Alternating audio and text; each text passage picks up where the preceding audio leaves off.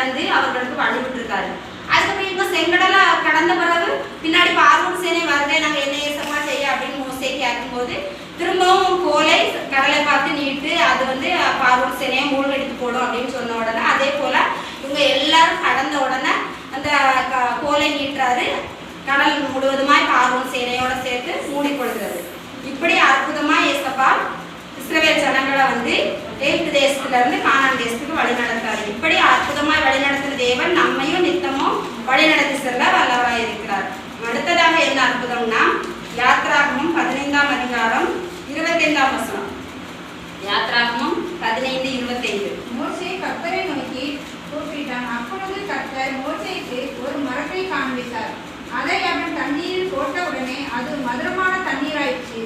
அவர் அங்கே அவர்களுக்கு ஒரு நியமத்தையும் ஒரு நியாயத்தையும் கட்டளையிட்டு அங்கே அவர்களை சோதித்தார். இங்க என்னன்னு பார்த்தோம்னா